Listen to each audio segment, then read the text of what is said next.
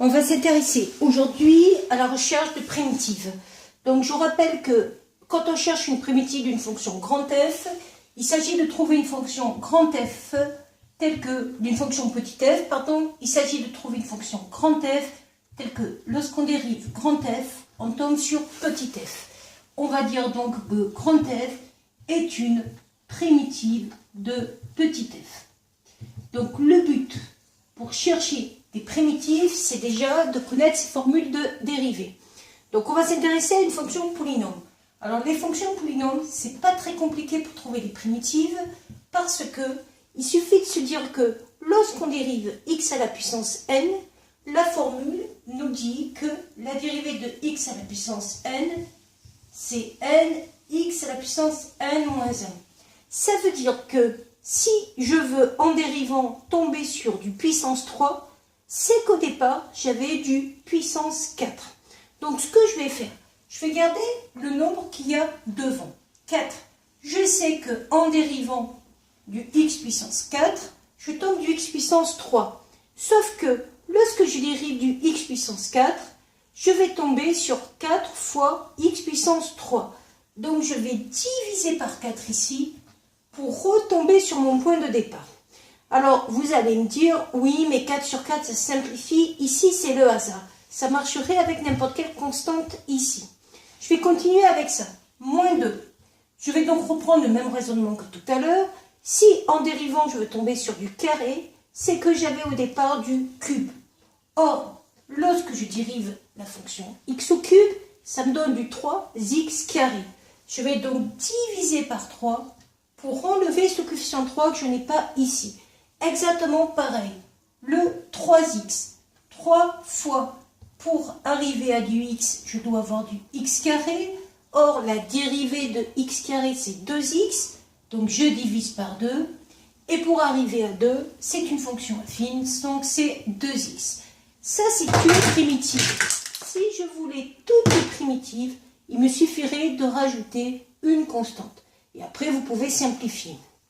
Donc ça, c'est plus facile.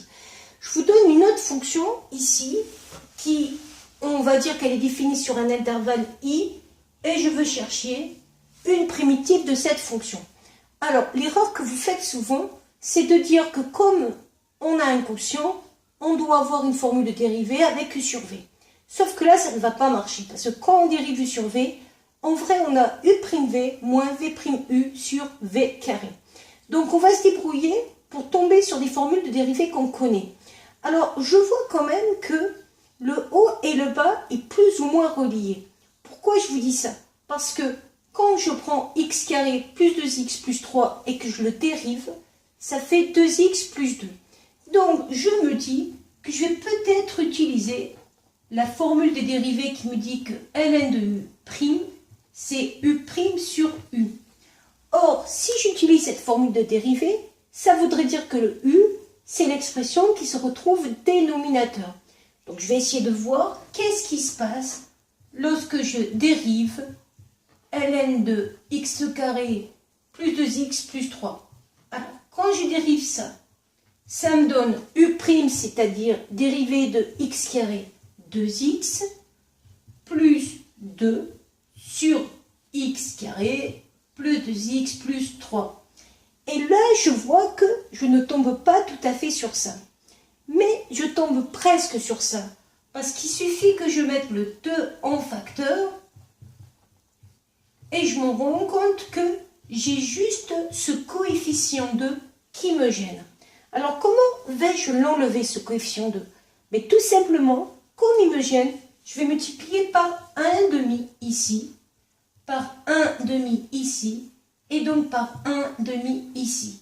Ça veut dire que si je cherche une primitive de petit g, je vais donc avoir, et je vais l'écrire à côté, grand G de x égale 1,5 de ln de x carré plus 2x plus 3.